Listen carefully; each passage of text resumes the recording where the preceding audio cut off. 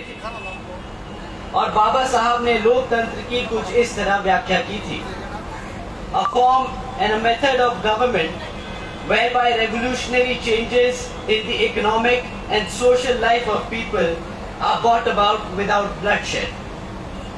बाबा साहब के विचारों का भारत कुछ इस तरीके से था, जहां पर स्कूलों में बच्चों के बीच भेदभाव ना किया जाए, ऐसा था बाबा साहब के विचारों का भारत।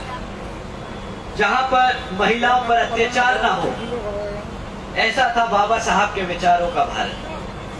जहां पर हर जाति और धर्म को बराबर का सम्मान मिले, ऐसा था बाबा साहब के विचारों का भारत। परंतु हकीकत तो ये है कि आज यहाँ राजस्थान में जो कांग्रेस की सरकार चल रही है, वह न सिर्फ SC ST OBC विरोधी है, बल्कि वह बहुजन समाज के साथ साथ सर्व समाज विरोधी भी है। हमारे बहुजन समाज के साथ जो आज यहाँ अन्याय और अत्याचार हुआ है, वो किसी से छिपा नहीं है। छिपा नहीं है जो पाली में एक दलित माँ और उसकी गर्भवती बेटी के साथ दबंगों ने करी मार पिटाई। छिपा नहीं है जो दौसा में एक दलित महिला के साथ किया 8 वैशी दरिंदों ने बलात्कार। छिपा नहीं है जो धौलपुर में एक 26 वर्ष की दलित महिला के साथ हुआ।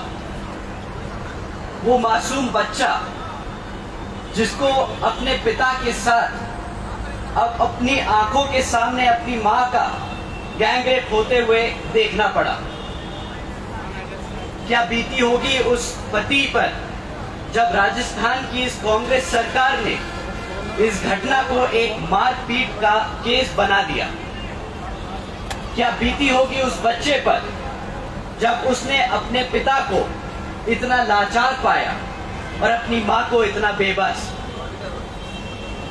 मैं यहां मौजूद हर अपने युवा भाई और बहन से पूछना चाहता हूं कि अगर तुम उस बच्चे की जगह होते तो कैसा महसूस करते। मैं यहां मौजूद हर पति से पूछना चाहता हूं कि अगर तुम्हारी बीवी होती उस महिला की जगह तो कैसा महसूस करते। क्या आप लोगों का खून नहीं खौलता ऐसी खबरें सुनकर? बताइए। साथियों, इस कांग्रेस के राज में आज तक बहुजन समाज को न्याय नहीं मिला है। मिला है तो सिर्फ दुख और दर्द।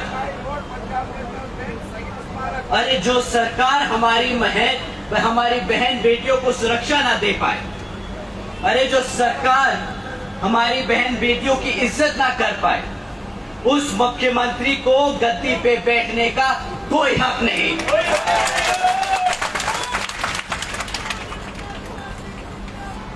साथियों, इनकी असलियत आप सबके सामने है। जातिवादी मानसिकता इनके खून में दौड़ती है। छिपा नहीं है कि किस तरह इस जातिवादी मानसिकता रखने वाली कांग्रेस सरकार ने हमारे बहुजन समाज के बच्चों को आज तक अशिक्षित रखा है। सरकारी आंकड़ों की माने तो आज भी राजस्थान में बहुजन समाज के 60% बच्चों को कोई शिक्षा की सुविधा नहीं प्राप्त हुई है। और अगर किसी तरह वह बच्चे 40% बच्चे सरकारी स्कूल तक पहुंच जाएं, तो 70% स्कूलों में आज भी बिजली की व्यवस्था नहीं है और साथ ही साथ 70% स्कूलों में कंप्यूटर्स की भी व्यवस्था नहीं है। अगर मैं इनकी नाकामियां गिनाने बैठूं तो शायद समय कम पड़ जाएगा, पर हकीकत तो ये है कि आज भी राजस्थान में हमारे बच्चों को अशिक्षित रखा जा रहा है ताकि हम अपने बच्चों को उनके पैरों पर ना खड़ा कर पाए। छिपा नहीं है कि किस तरह राजस्थान में महंगाई आज आसमान छू रही है। आज पेट्रोल राजस्थान में 100 रुपए से ऊपर का बिक रहा है।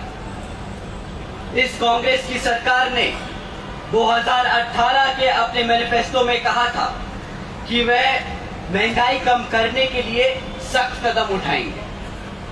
अब 4 साल बाद जब इलेक्शन हम सबके सर पर है, तो इन्फ्लेशन रिलीफ कैंप के नाम पर सिर्फ 25 दिन की रोजगार देने का वादा, 200 यूनिट बिजली फ्री देने का और 500 रुपए में गैस सिलेंडर देने का वादा कर रहे हैं। गरीबों के साथ इससे बड़ा मजाक कोई कर सकता है तो नहीं, बताइए। क्या एक कैंप लगा देने से यहां की महंगाई कम हो जाएगी? साथियों, छिपा नहीं है कि किस तरह पिछले 4 सालों से हमारे युवा साथी बेरोजगार घूम रहे हैं। आज भी राजस्थान में 18.5 लाख से ज्यादा युवा बेरोजगार हैं और इन्हीं महान उपलब्धियों की वजह से राजस्थान की कांग्रेस सरकार ने राजस्थान को पूरे भारत में दूसरे नंबर पे लाकर खड़ा कर दिया। भारत के बेरोजगार की दौड़ में, आज भारत की बेरोजगार की दौड़ में राजस्थान दूसरे नंबर पे आके खड़ा हो गया है। खाली यही नहीं, पिछले 4 सालों में 10,000 से ज्यादा युवाओं ने आत्महत्या की क्योंकि उन्हें रोजगार नहीं मिल पाया। कांग्रेस की सरकार ने इन 10,000 सुसाइड केसेस को, इन 10,000 हत्याओं को सुसाइड का नाम दिया है। हम इनको हत्या का नाम देते हैं। साथियों, कांग्रेस की सरकार के हाथों पर वो खून है उन 10,000 से ज्यादा मासूम बच्चों का जिनको झूठा भरोसा दिया था इन धोखेबाज कांग्रेस की सरकार वालों ने कि रोजगार मिलेगा। छिपा नहीं है किसी से कि छुपा नहीं है कि किस तरह आज भी जहां पर आपके पास पक्की सड़कें नहीं है, आज भी यहां पर आपके पास साफ पानी नहीं है, आज भी यहां पर आप सबके पास 24 घंटे बिजली नहीं है। साथियों, ये कांग्रेस की विफलताएं नहीं, ये कांग्रेस की मनुवादी सोच है। कमजोर को दबाकर रखना। साथियों, अगर कांग्रेस इस तरह है तो बीजेपी कुछ कम नहीं। बीजेपी की केंद्र सरकार ने पहले आपके नोट गैरकानूनी बता दिए नोटबंदी के नाम पर, यह कहकर कि इससे काला धन खत्म हो जाएगा और वो जो लोग दोषी हैं, काला धन ऐंठे बैठे हैं, उनको सजा मिलेगी। परंतु आज तक एक भी दोषी ना पकड़ा गया है और ना ही कोई जेल पहुंचा। बीजेपी की केंद्र सरकार ने हमारे किसान भाइयों को वादा किया था कि उनकी आमदनी दुगनी कर दी जाएगी, लेकिन हकीकत तो ये है कि हमारे किसान भाइयों की आय दिन पे दिन घटती जा रही है। बीजेपी की केंद्र की सरकार ने वादा किया था 2022 तक कि हर बेघर को घर दिया जाएगा, लेकिन यह वादा भी उनके बाकी दूसरे वादों की तरह ही झूठा निकला। बीजेपी की केंद्र सरकार ने वादा किया था कि सालाना 2 करोड़ नौकरियां दी जाएंगी, लेकिन अगर सरकारी आंकड़ों की माने तो आज देश में 12.5 करोड़ नौकरियां पहले से भी कम हो चुकी हैं।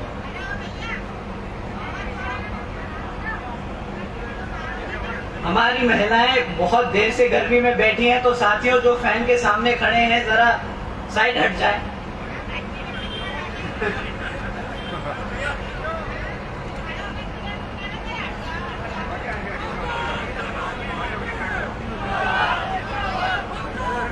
साथियों, ना बीजेपी ने नौकरियां दे पाई, ना बेघरों को घर दे पाई और ना किसानों को उनकी आय दुगनी कर पाई। बस डबल इंजन सरकार का ढिंडोरा पीटते रहते हैं पूरे देश में। साथियों, आदरणीय बहन जी ने कभी भी लंबे चौड़े वादे नहीं किए, बस अपने समाज के साथ साथ सर्व समाज के लिए कानून व्यवस्था और सामाजिक व्यवस्था के लिए अनेकों कार्य करके दिखाए हैं। आदरणीय बहन जी ने हमारे सभी संतों, गुरुओं और महापुरुषों के सम्मान में कई जिले और यूनिवर्सिटीज के नाम रखे, जैसे Gautam Buddha university, Ambedkar university, Chhatrapati Shahuji Maharaj university, Mahatma Jyotiba Phule नगर, महामाया नगर, संत कबीर नगर। साथियों, बहन जी ने अपने महापुरुषों के सम्मान में ये सब काम इसलिए किए ताकि हमारी आने वाली पीढ़ी अपने संतों और गुरुओं को कभी ना भूले। आदरणीय बहन जी ने सावित्रीबाई फूले बालिका शिक्षा योजना के तहत 7 लाख से ज्यादा बच्चियों को 12वीं तक की शिक्षा प्राप्त करने हेतु 600 करोड़ से ज्यादा की लागत इन बच्चियों को अपने पैरों पर खड़ा कर एक उज्जवल भविष्य देने के लिए खर्ची। आदरणीय बहन जी ने देश में पहली बार सरकारी कॉलेजेस के स्टूडेंट हॉस्टल्स में अन्य पिछड़े वर्गों के छात्रों के लिए 27% आरक्षण की व्यवस्था तय की। आदरणीय बहन जी ने महामाया गरीब बालिका आशीर्वाद योजना के तहत 3,25,000 बच्चियों को 1 लाख रुपए देने का काम किया। आपको जानकर हैरानी होगी कि इस योजना के तहत 3,250 करोड़ रुपए बहन जी ने अपनी बच्चियों को सीधा उनके बैंक खातों में दिए। आदरणीय बहन जी ने अपने शासनकाल में 12,500 करोड़ की लागत से हमारे SC, ST, OBC व आदिवासी समाज के 3,50,000 से ज्यादा परिवारों को महामाया आवास योजना के तहत अपना खुद का घर दिया। साथियों, आदरणीय बहन जी ने अपने शासनकाल में 90,000 से अधिक शिक्षकों को सरकारी नौकरी दी, 1 लाख से अधिक सफाई कर्मचारियों की भर्ती की और 2 लाख से अधिक जवानों को पुलिस फोर्स में भर्ती किया। आदरणीय बहन जी ने SC, ST, OBC एवं अल्पसंख्यक समाज के साथ साथ सर्व समाज में से गरीबों और कमजोरों को मुफ्त में राशन देने जैसी योजनाएं नहीं चलाई। इनकी इन योजनाओं की वजह रोजगार देने के काम किए ताकि हमारा समाज अपने पैरों पर खुद खड़ा हो सके। और साथियों, यही है असल मायने में सर्वजन हिताय व सर्वजन सुखाय की नीति। साथियों, जैसा कि आपको मालूम है कि राजस्थान में अब कुछ ही समय में विधानसभा आम चुनाव होने वाले हैं और विरोधी पार्टियां किसी भी हद तक गिरकर साम दाम दंड भेद का इस्तेमाल कर सकती हैं। तो मैं बहन जी की कुछ जरूरी बातें आप सबको बताने आया हूं जो आपको ध्यान में रखनी होगी। विरोधी पार्टियां आपको मुफ्त में राशन और बिजली देने के वादे कर सकती है, पर आपको ध्यान रखना होगा कि आपके बच्चे काबिल तभी बन सकते हैं जब उनको पढ़ाई और रोजगार के मौके मिले। मुफ्त में आज तक कोई काबिल नहीं बना है। विरोधी पार्टियां आपको धर्म के आधार पर बांटने का काम कर सकती है, पर आपको ध्यान रखना होगा कि बहुजन समाज पार्टी सर्वजन हिताय व सर्वजन सुखाय की नीति के आधार पर चल के यहाँ सभी धर्म और सभी जातियों को बराबर का सम्मान दिलाने का काम कर रही है। विरोधी पार्टियां अपने चमचों का इस्तेमाल कर आपको भ्रमित कर सकती हैं और इनके चमचे आपके देश के कोने कोने में आजकल घूम रहे हैं। आजकल समाज में एक ऐसा ही चमचा आप लोगों के बीच में घूम रहा है।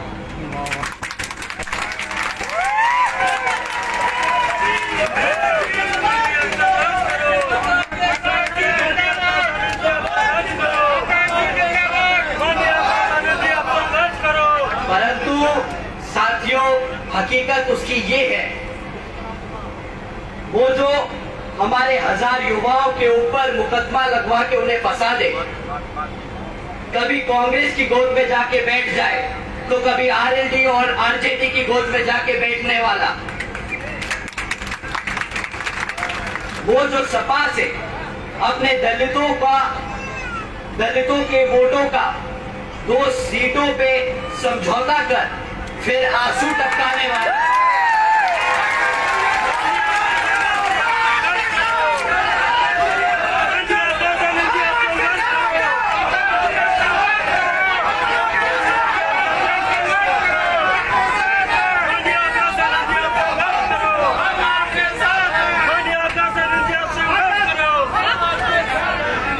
वो जो संविधान विरोधी केसीआर जैसे की गुलामी करने वाला आज अपने आप को संविधान का रक्षक बताता फिर रहा है।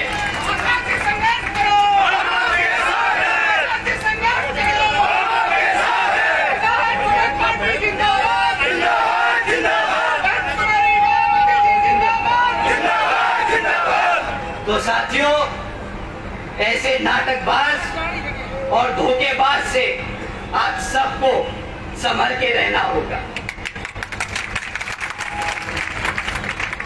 नीले झंडे वाले तो बहुत आएंगे, जैसे भेड़ के रूप में भेड़िए, लेकिन आपका झंडा वही है जिस पर हाथी का निशान है।